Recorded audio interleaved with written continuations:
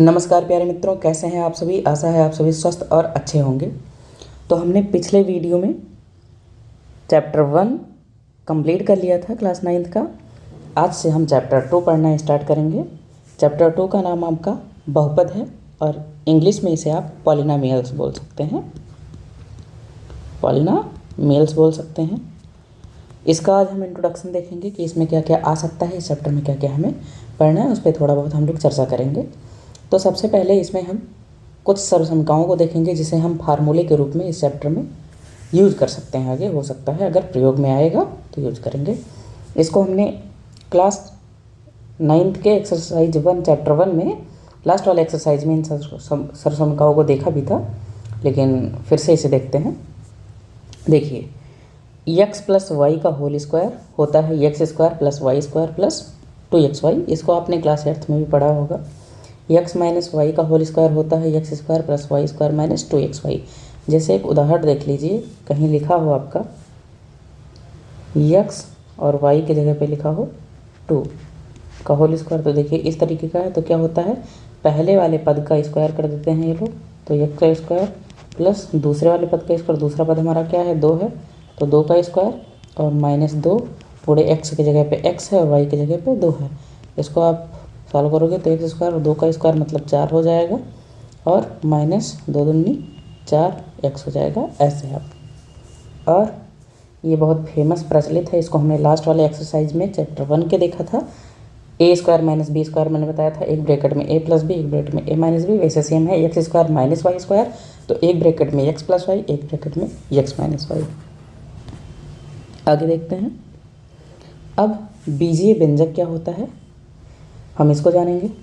बीजीय व्यंजक में चर राशि और अचर राशि दोनों से मिल के, दोनों के संयोग से क्या बनता है, बीजीय व्यंजक। जैसे हमने लिख दिया 2 + x, तो ये आपका क्या हो गया, बीजीय व्यंजक। हमने लिख दिया 4x, ये आपका क्या हो गया, बीजीय व्यंजक। अब आपको दिक्कत कर रहा होगा कि चर राशि और अचर राशि क्या है, तो इसके बारे में आगे डिस्कस कर रहे हैं। चर राशि, आपके चर राशि वो होता है जिसका हमने मान नहीं प्राप्त होता है, जिसके एक से अनेक मान होते हैं या हो सकते हैं। जैसे हमने कोई भी अक्षर लिख दिया A B C D Z तक, चाहे आप कैपिटल लेटर में लिख दो चाहे स्मॉल लेटर में लिख दो, A B C D X Y Z इत्यादि। तो जितने भी अक्षर होते हैं सब आपके चर राशि होते हैं, यानी कि जिनके मान हमें, मान लीजिए मैंने बोल दिया किसी के पास x रुपया है और 4 लोगों से मैंने पूछा कि तो बताओ उसके पास कितना रुपया है अपने अनुमान से, तो ये बता सकता है कि उसके पास 10 रुपया हो सकता है, ये बताएगा उसके पास 20 रुपया हो सकता है, ये बताएगा उसके पास 40 हो सकता है और ये बताएगा उसके पास 60 हो सकता है। तो देखिए, मैंने तो बोला 100 रुपया है, लेकिन किसी ने 10 बताया, किसी ने 20 बताया, किसी ने 40 बताया, किसी ने 60 बताया। तो यानी इसी x का कई मान हो गया। देखिए, किसी के लिए वो x का 10 मान है, किसी के लिए 40 है, तो किसी के लिए 60 है। तो चर राशि उसे कहते हैं जिसके एक से अधिक मान हो सकते हैं, एग्जैक्ट वैल्यू नहीं पता होता है। और अचर राशि किसे कहते हैं, जिसका मान पता होता है, जिसका मान बदलता नहीं है, और चर का मान बदलता रहता है। जैसे हमने 2 लिख दिया, 4 लिख दिया, 10 लिख दिया, मैंने बोल दिया उसके पास 10 रुपये हैं, तो 10 ही होंगे, बढ़ेंगे तो है नहीं। लेकिन यही इसी जगह में x बोलता तो x मतलब कुछ नहीं पता है, उसके पास 10 भी हो सकता है, 100 भी हो सकता है, 200 भी हो सकता है। तो यही चर और अचर में डिफरेंस है, ज़्यादा कन्फ्यूजन में मत रहिएगा। चर मतलब मान ना पता हो और अचर मतलब मान पता हो। जनरली हम अचर जो राशियां हैं यहाँ पे, तो उनको हम a और b और c से भी डिनोट कर देते हैं, a और b और c से। इस कन्फ्यूजन मत रहिएगा, अभी आगे आपको बताएंगे तो थोड़ा आप समझ जाएंगे कि क्या होता है। देखिए, अब आता है बहुपद के पद। तो सबसे पहले तो बहुपद जानना होगा कि है क्या बहुपद। देखिए, हमने बीजीय व्यंजक पढ़ा था, तो जितने भी बीजीय व्यंजक होते हैं वही बहुपद होते हैं। जैसे हमने 2x लिख दिया, ये भी आपका पॉलिनोमियल है, बहुपद है। 4x लिख दिया, ये भी बहुपद है। 4x + 1 लिख दिया, ये भी बहुपद है। 2x² + x + 6 लिख दिया, ये भी आपका बहुपद है। अच्छा, ये भी जान लीजिएगा कि कहीं भी प्लस लगा दें तो दूसरा पद स्टार्ट हो जाता है, कहीं भी माइनस लगा दें तो भी दूसरा पद स्टार्ट हो जाता है। जैसे मैं यहाँ पे लिख दूँ 3x, तो ये कितना पद है, तो आप बोलेंगे, कहेंगे एक पद है। मैं लिख दूँ 3x गुणे 2x गुणे 4x। अब आपसे पूछूं कितने पद हैं, तो आप कहेंगे 3, तो 3 गलत है। देखिए मैंने क्या बोला है, जब भी प्लस लगता है तभी नेक्स्ट पद होता है, जब माइनस लगता है तभी अगला पद आता है, ठीक है। तो 3x 2x 4x ये गुणा हो रहा है, ठीक है। गुणा होकर ये एक ही पद में कन्वर्ट हो जाएगा, तो ये आपका अभी एक ही पद है। मैंने लिख दिया 3x प्लस 1। इसको आप कैसे जोड़ोगे, जुड़ेगा ही नहीं केवल एक। ये भी जानिएगा कि चर राशि को हम उसी चर राशि से जोड़ सकते हैं। जैसे x क्या है आपका, चर राशि है। मैं प्लस में अगर कुछ जोड़ना चाहूँ तो उसके साथ में x ज़रूर होना चाहिए। जैसे मैं 4x लिख दूँ तो अब ये जुड़ सकता है। लेकिन देखिए ये तो आपका बीजीय व्यंजक हो गया, इसमें चर अचर दोनों है, ये 3x है, लेकिन ये केवल अचर है, तो ये जुड़ के ऐसे ही आ जाएगा। तो देखिए इसमें 2 पद हो गया आपका, एक पद यहाँ और प्लस लगा के मैंने लिख दिया, तो तुरंत इसको दूसरा पद बोलेंगे। तो यही बहुपद का पद होता है, ठीक है। प्लस या माइनस के बाद तुरंत पद स्टार्ट हो जाता है, मतलब जिसको काउंट करके बता दो कि कितने पद होते हैं, कितने पद हैं उसमें। तो बहुपद आप इस प्रकार से बता सकते हो। फिर से देखिए, बहुपद के लिए बीजीय व्यंजक होना उसे आवश्यक है, यानी कि चर और प्लस अचर होना चाहिए, ठीक है। कोई ज़रूरी नहीं है, आप 2 को भी बहुपद कह सकते हो, लेकिन इसका हम लास्ट में बात करेंगे क्या होता है। इसको शून्य बहुपद बोलते हैं। और अब जो है, अब हम देखेंगे कि जो है बहुपद किस चर में है। जैसे मान लीजिए मैंने लिख दिया x² प्लस 4x प्लस 7, तो इसको कहोगे कि ये चर x में बहुपद है। ये बहुपद तो है, लेकिन पूछेगा कोई कि किस चर में बहुपद है, तो आप चर x में बोल दोगे। क्यों, मतलब यहाँ भी x और यहाँ भी x है। देखिए x का पावर 2 है, x का पावर 1 है, और यहाँ पे x का पावर 0 छुपा है। आप याद रखिएगा कि किसी का भी पावर 0 बराबर 1 होता है, किसी का भी पावर। x का पावर 0 बराबर 1, y का पावर 0 बराबर 1, z का पावर 0 बराबर 1। आप चर या अचर में किसी का भी पावर 0 कर दोगे तो 1 है। तो देखिए x का पावर 0 का मतलब 1, तो 7 गुणे 1 बराबर ये 7 ही लिखा हुआ है, ठीक है। तो देखिए सब में x है, तो ये चर x में बहुपद है। मैं इसी की जगह लिखता हूँ y² plus 8x plus 9, sorry यहाँ पे x नहीं होगा, यहाँ पे एक हम जो है यूनिक एक अलग तरीका बीजीय व्यंजक पढ़ेंगे, जिसमें आप इसको भी बोल सकते हो, x² प्लस y हो जाएगा। तो ये भी आपका बहुपद हो जाता है, लेकिन ये अलग अलग चर है। तो आपको एक ही चर राशि वाला बहुपद पढ़ना है। कितने चर राशि वाला, एक ही चर राशि वाला पढ़ना है, ठीक है।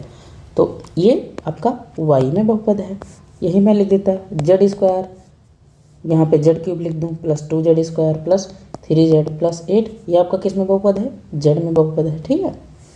आगे देखते हैं, बहुपद का गुणांक क्या होता है। जैसे हमने लिखा 7x² प्लस 8x प्लस 9, तो इसमें हर एक चीज़ का गुणांक होता है। गुणांक मतलब चर के साथ में कौन सा अचर गुणा हुआ है, ठीक है। जैसे देखिए x² का कोई गुणांक पूछे तो आप उसके साथ में जो अचर लिखा है उसको बोल सकते हो। तो x² का गुणांक क्या हो जाएगा, 7 हो जाएगा। कोई पूछे x का गुणांक क्या है, तो आप क्या बोल सकते हो, 8। कोई पूछे x की पावर 0 का गुणांक क्या है, या सीधे बोले अचर राशि क्या है, तो आप 9 बोल सकते। यहाँ x की पावर 0 छुपा हुआ है, ठीक है। तो ये चीज़ें होती है गुणांक। इसको भी देख लीजिए, लिखा है शून्य बहुपद, सभी अचर पदों को शून्य बहुपद कहा जाता है, ठीक है। जैसे हमने 2 लिख दिया, 4 लिख दिया, ऊपर हमने बताया था अभी ना 99 हो गया। ये सारे क्या हैं आपके शून्य बहुपद हैं। क्यों, क्योंकि इसके साथ में है x की पावर 0 छुपा हुआ है, ठीक है। ऐसे लिख सकते हैं। देखिए बहुपद होने के लिए दिए गए बीजीय व्यंजक में चर की घात पूर्ण संख्या होनी चाहिए। ये बहुत महत्वपूर्ण है, ठीक है। कह रहा है कि बहुपद होने के लिए आप पहचानोगे कैसे कि बहुपद है कि नहीं बहुपद है, तो इसी से पहचानोगे। जो बीजीय व्यंजक दिया रहेगा उसमें जो चर दिया रहेगा उसकी घात एक क्या होनी चाहिए, पूर्ण संख्या। ऊपर मैं बताता हूँ, याद करिए। हम लोगों ने चैप्टर 1 में पढ़ा है प्राकृतिक संख्या, पूर्ण संख्या, परिमेय संख्या। तो पूर्ण संख्या आप याद करिए, थोड़ा रिमेंबर करिए एक बार। पूर्ण संख्या 0 से शुरू होती है, 1 2 3 4 और ऐसे लिखते चले जाइए, आपका पूर्ण संख्या है। तो इसने क्या बोला है, बहुपद होने के लिए बीजीय व्यंजक में चर की घात पूर्ण संख्या होनी चाहिए। हम एक बहुपद लिखते हैं, x square plus 4x plus 9। तो देखिए ये भी चर है आपका x और ये भी चर है, ये चर x में बहुपद है, किसमें, चर x में बहुपद है। तो देखिए x की घात 2 है जो कि पूर्ण संख्या है, यहाँ पे x की घात 1 है जो कि पूर्ण संख्या है, यहाँ पे x की घात 0 है जो कि पूर्ण संख्या है। तो ये हमारा बहुपद है।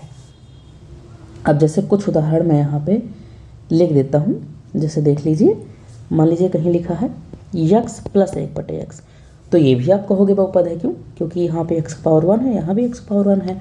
लेकिन ऐसे नहीं, इसको थोड़ा आप सॉल्व करके देखिए तो नज़र आएगा कि ये बहुपद नहीं है। जैसे ये x और प्लस 1/x लिखा है, तो इसको हम x की पावर -1 लिख सकते हैं, ठीक है। तो ये इस तरह लिखा हुआ है। अब देखिए ये यहाँ पे 1 है, तो यहाँ तो आपका ये पूर्ण संख्या है 1 पावर, लेकिन यहाँ पे -1 है और -1 पूर्ण संख्या में नहीं आता है, इसलिए आपका बहुपद नहीं है। अब देखिए कोई दूसरा उदाहरण ले लीजिए, हम ले लेते हैं √x प्लस 7। इसको अगर देखिए आपका, तो अंडर रूट का मतलब हमने बताया था अंडर रूट बराबर उस संख्या की पावर 1/2, तो x की पावर 1/2 और प्लस 7। देखिए जो पावर है वो 1/2 है, क्या 1/2 पूर्ण संख्या है? नहीं है, तो इसलिए ये भी आपका बहुपद नहीं है। तो बहुपद पहचानने का सिंपल सा फंडा है कि जो चर है उसका घात पूर्ण संख्या है कि नहीं है वो देख लो, तो आप तुरंत पहचान जाओगे कि बहुपद है कि नहीं है। तो ये नोट बहुत ही इंपॉर्टेंट है, इसको हमेशा याद रखिएगा आप बहुपद पहचानने के सिलसिले में। अब बहुपद के कुछ नाम दे दिए गए हैं 9th में कि एक पदी बहुपद, द्विपदी बहुपद, त्रिपदी बहुपद। देखिए नाम से ही पता है कि एक पदी बहुपद मतलब ऐसा बहुपद कि जिसमें एक ही पद हो। जैसे 2x हमने लिख दिया तो ये एक पदी बहुपद हो गया, 4x लिख दिया ये भी एक पदी बहुपद हो गया, है ना, 7x लिख दिया ये भी एक पदी बहुपद हो गया। तो ये सब एक पदी बहुपद में आ जाएंगे। यहीं पे एक बात और जान लीजिए कि रैखिक बहुपद क्या होता है। रैखिक बहुपद में ये जानिएगा कि चर की जो मैक्सिमम घात होती है, चर की जो बड़ी से बड़ी घात हो सकती है वो एक होनी चाहिए। जैसे कि 2x प्लस 1 लिख दिया, तो 2x की पावर कितनी है? 1 है, तो इसको आप रैखिक बहुपद बोल सकते हो। और रैखिक बहुपद में मैक्सिमम पद कितने हो सकते हैं? 2। क्यों? 2x plus 1, 7x plus 2। अगर +3 लिखोगे, +5 लिखोगे तो जोड़ के 1 हो जाएगा, एक ही पद बन जाएगा। और ये 7x एक अलग पद रहेगा, तो मैक्सिमम 2 पद हो सकते हैं इसमें। अब आता है द्विपदी में, तो द्विपदी में भी 2 पद होता है, केवल 2 पद, नाम से ही पता है 2 पद, ठीक है। लेकिन यहाँ पे पावर कोई ज़रूरी नहीं है कि 1 हो, पावर आपका 2 हो सकता है। देखिए इसको भी आप द्विपदी बोल सकते हैं, 2 पद है। तो 2x स्क्वायर प्लस 4, 2x की पावर 47 प्लस 7, ठीक है। ये सारे के सारे आपके द्विपदी बहुपद हैं, यानी पावर में इसमें कोई कंडीशन नहीं होता है कि इतना ही पावर होना चाहिए, ठीक। त्रिपदी में, तो त्रिपदी में 2x square plus x plus 9, x square plus x plus √2, ठीक है। अब देखिए अभी हमने बोला था अगर x पे √ लगा होता तो ये बहुपद ही नहीं होता, ठीक है। लेकिन देखिए हमने इस पे √ लगा दिया है, तो ये आपका अचर राशि है। अचर राशि पे चाहे जो √ हो, केवल x की पावर जो है हमारा वो पूर्ण संख्या होना चाहिए, ठीक है। अचर राशि से कोई मतलब नहीं, अचर राशि आपका √ में हो सकता है। इन सब बातों को आप ध्यान रखिएगा। आगे बढ़ते हैं। बहुपद की घात। बहुपद की घात जैसे मान लीजिए हमने लिख दी x³ plus 7x square plus 8x plus 9। इसमें कोई पूछे कि बहुपद की घात क्या होगी, तो आप सबसे बड़ी घात देख लीजिए चर राशि पे, चर राशि पे सबसे बड़ी घात लिख लीजिए। यह बहुपद किस राशि में है? x चर राशि में है। x की सबसे बड़ी घात क्या है? 3। तो अगर इसमें कोई प्रश्न करे कि बहुपद की घात क्या है, तो बहुपद की घात आप 3 बता दोगे। यानी बहुपद की घात आप कैसे बता पाओगे? कोई भी जो आपको बहुपद दिया हुआ हो उसके चर राशि में जो सबसे बड़ी घात हो उसी को बहुपद की घात बोलते हैं। एक है नोट, शून्य बहुपद की घात परिभाषित नहीं है। जैसे 2 की घात 0 लिख दिया, ये आपका शून्य बहुपद है। 3 लिख दिया, ये भी आपका शून्य बहुपद है। जितने भी अचर राशि हैं, याद करिए हम लोग ऊपर पढ़ चुके हैं, जितने भी अचर राशि होते हैं वो आपके शून्य बहुपद में आते हैं और उसकी घात परिभाषित नहीं हुई है अभी तक, ये भी बहुत अच्छी बात है। यहाँ पर एक बात मैं फिर रिपीट करना चाहता हूँ, बहुपद कैसे आप पहचान सकते हैं। बहुपद पहचानने के लिए मेनली ये याद रखिएगा कि जो चर राशि का घात होना चाहिए वो आपका पूर्ण संख्या होना चाहिए। जैसे मान लीजिए यक्स स्क्वायर प्लस 4x+4 दिया है, तो आपका चरराशि इसमें क्या है, ये चरराशि है। जो अक्षर होते हैं वो चरराशि होते हैं, ठीक है। इसका जो पावर होता है, यहाँ पे पावर 2 है, यहाँ पे पावर 1 है। ये आपका 0 से लेके 1 2 3 4 केवल गिनती होना चाहिए।